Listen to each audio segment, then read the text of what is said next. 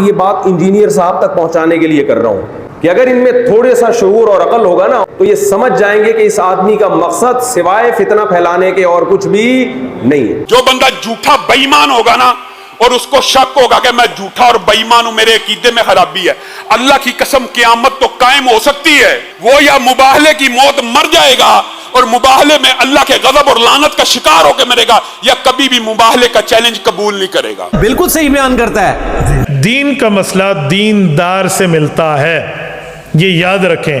دین کا مسئلہ انجینئروں سے نہیں ملتا، انجینئرنگ کرنے سے نہیں ملتا۔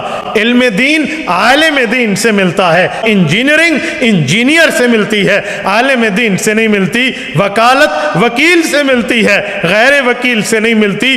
بالکل صحیح بیان کرتا ہے۔ ہر جھوٹا بندہ قیامت تک اس بات سے فرار رہے گا، اور یہی دین اسلام کی حقانیت کی سب سے بڑی دلیل ہے کہ نبی کریم صلی اللہ علیہ وسلم نے جب مناظرے کے بعد مباہلے کا چیلنج دے دیا تھا تو عیسائی بھی کانپ اٹھے تھے، کہا اگر قبول کر لیا تو پھر عیسائی امت شاید دنیا کے اندر نہ رہے۔ آج بھی امت کے اندر ایسے علماء موجود ہیں جو علی الاعلان کہتے ہیں، جو کسی صحابی کے بارے میں یہ شک کرتا ہے ابو بکر سے لے کے امیر معاویہ تک کہ وہ بھی ایمان ہو گئے تھے یا معاذ اللہ جہنم میں جائیں گے، آئے ہمارے سے مباہلہ کر لے۔ جب تک ہم زندہ ان کو مباہلے کا چیلنج ہے، لیکن یہ کبھی قبول نہیں کریں گے۔ ان کو مناظرہ کرنا کس سے؟ امام کعبہ سے۔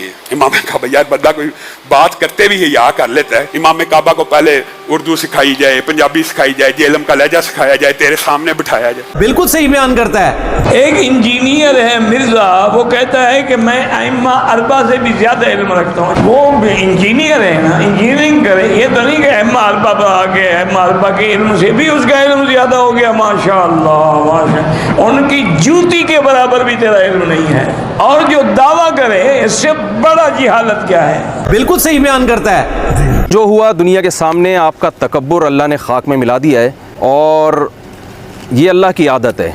تو میں نہیں آپ کو زیادہ نصیحتیں کرنا چاہتا، بس میں آپ سے یہ کہوں گا کہ آپ کی باتیں بھی غلط ہوتی ہیں اور آپ کا اسٹائل بھی غلط ہوتا ہے۔ بہت ہی متکبرانہ اور فرعون والا آپ کا اسٹائل ہے جو اللہ نے آج انشاءاللہ خاک میں ملا دی ہے۔